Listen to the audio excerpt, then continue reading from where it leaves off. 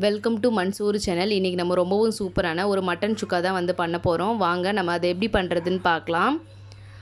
நான் வந்து இன்றைக்கி ஒரு 300 கிராம் அளவுக்கு மட்டன் வந்து எடுத்திருக்கேன். அதை நல்லா வாஷ் பண்ணிவிட்டு நம்ம இந்த குக்கரில் ஆட் பண்ணிடலாம். குக்கரில் ஆட் பண்ணதுக்கப்புறமா இதில் ஒரு அரை டேபிள் ஸ்பூன் அளவுக்கு நம்ம மஞ்சத்தூள் வந்து ஆட் பண்ணிக்கலாம். மஞ்சத்தூள் ஆட் பண்ணதுக்கப்புறமா இந்த மட்டனுக்கு தேவையான அளவு மட்டும் உப்பு ஆட் பண்ணுங்கள். உப்பு ஆட் பண்ணிவிட்டு இதில் ஒரு டேபிள் ஸ்பூன் அளவுக்கு எண்ணெய் வந்து ஆட் பண்ணிடலாம். எண்ணெய் வந்து ஆட் பண்ணி நம்ம விசில் விடும்போது நல்லா வந்து டேஸ்ட்டாக இருக்கும். இதில் ஒரு பெரிய சைஸ் டம்ளர் அளவில் நான் வந்து தண்ணி வந்து ஆட் பண்ணுறேன். தண்ணி வந்து ரொம்ப ஆட் பண்ண வேண்டாம்.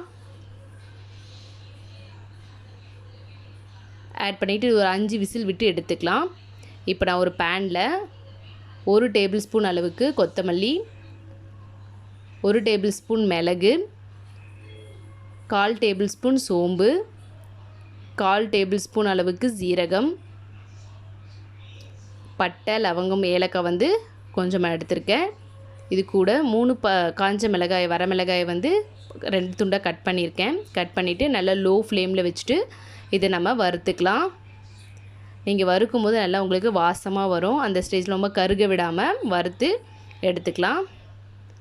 பாருங்கள், நம்மளோட நல்லா வறுப்பட்டுருச்சு. இதை வந்து தனியாக ஒரு பிளேட்டில் எடுத்துக்கலாம். இப்போது அதே பேனில் ஒரு 3 டேபிள் ஸ்பூன் அளவுக்கு எண்ணெய் வந்து ஆட் பண்ணிக்கலாம். எண்ணெய் வந்து நல்லா சூடானதும் நான் வந்து சின்ன வெங்காயம் வந்து நல்லா பொடியாக வந்து இது மாதிரி 2 துண்டாக கட் பண்ணி எடுத்திருக்கேன். அதை நல்லா வறுத்துக்குங்க. நல்லா வதக்குனதுக்கப்புறமா இதில் 2 பச்சை மிளகா வந்து கட் பண்ணி போட்டிருக்கேன்.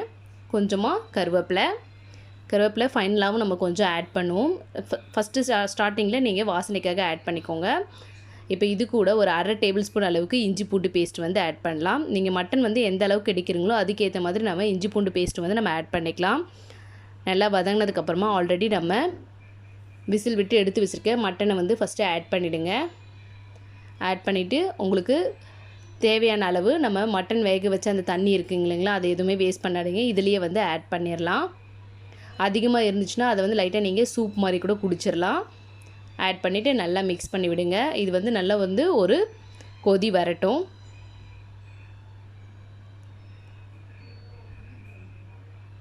பாருங்கள், இது மாதிரி கொதி வர்றதுக்காக நம்ம ஒரு மூடிட்டு ஒரு 3 மினிட்ஸ் வந்து நல்லா வந்து மீடியம் ஃப்ளேம்லேயே வச்சிடலாம்.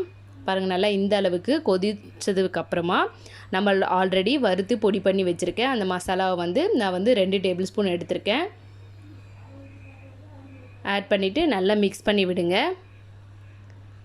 நல்லா மிக்ஸ் பண்ணிவிட்டு இந்த தண்ணி வந்து நம்மளுக்கு நல்லா ட்ரை ஆகணும். அப்போ தான் வந்து நம்மளுடைய சுக்கா வந்து ரொம்ப டேஸ்ட்டாக இருக்கும். நல்லா வந்து கொதிக்க விட்டுறலாம். பாருங்கள், நல்லா இந்த அளவுக்கு ட்ரை ஆகும்போது உங்களுக்கு திக்காக இருக்கும். இந்த ஸ்டேஜில் கொஞ்சமாக கருவேப்பிலையை வந்து ஆட் பண்ணிக்கிட்டு நம்ம நல்லா மிக்ஸ் பண்ணி விட்டுறலாம். நம்மளுடைய சுக்கா வந்து எந்த அளவுக்கு சூப்பராக வந்திருக்கு பாருங்கள். மிக்ஸ் பண்ணிவிட்டு இந்த ஸ்டேஜில் நம்ம அடுப்பை ஆஃப் பண்ணிக்கலாம். நல்லா மிக்ஸ் பண்ணி விடுங்க. ஒரு சூப்பரான மட்டன் சுக்கா வந்து உங்களுக்கு ரெடி ஆகிடுச்சு. இந்த ரெசிபி நீங்களும் உங்கள் வீட்டில் ட்ரை பண்ணி பாருங்கள். ட்ரை பண்ணி பார்த்துட்டு எப்படி இருக்குன்னு கமெண்ட் பண்ணுங்கள். உங்கள் ஃப்ரெண்ட்ஸ்க்கு ஷேர் பண்ணுங்கள். சப்ஸ்கிரைப் பண்ண மறந்துடாதீங்க.